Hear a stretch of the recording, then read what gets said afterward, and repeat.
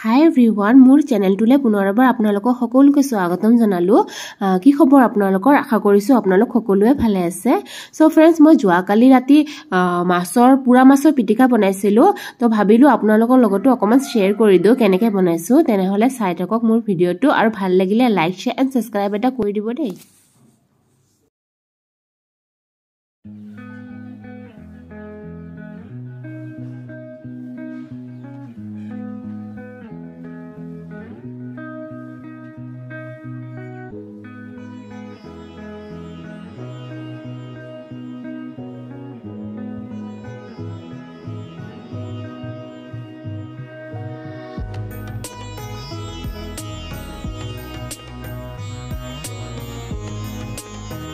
মাছখিনি এনেকৈ ধুই লৈছোঁ। এতিয়া নহৰু এটা দিছোঁ, এটা দিয়া নাই, অকণমান আধা দিছোঁ।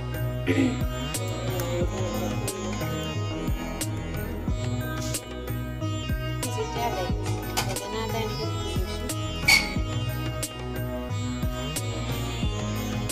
মাছখিনি মই আগতে এই কলাখিনি গুচাই পেলাই ভালদৰে চাফ কৰি ল'ম, তাৰপিছত পিটিকা কৰিম। গুচাই ল'ম।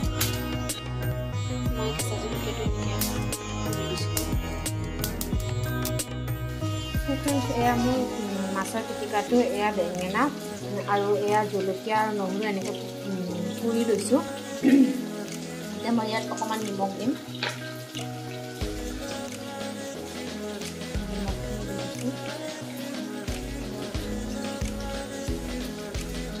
সানি দিম পিটিকাখিনি ইয়াৰ লগত, বেঙেনাৰ লগত।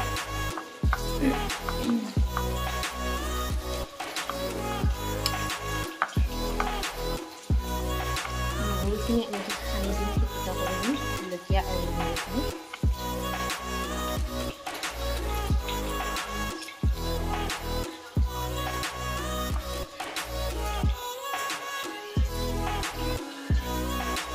মই ইয়াত পিঁয়াজ এড কৰি দিম অকণমান। দীঘল দীঘলকৈ কাটি লৈছিলোঁ পিঁয়াজখিনি।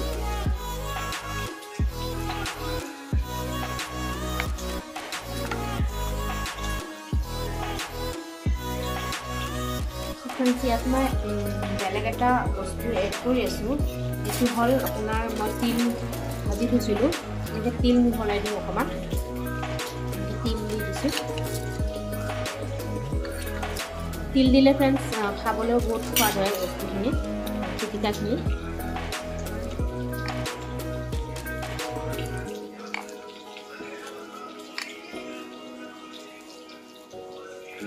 সো ফ্ৰেণ্ডছ, ইয়াত মই অকণমান কেঁচা মিঠাতেল দি কেনে গাৰ্নিছ কৰি দিম।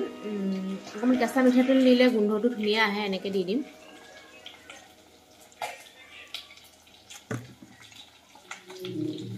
দুটামান এনেকৈ ধনিয়া পাত দি দিছোঁ।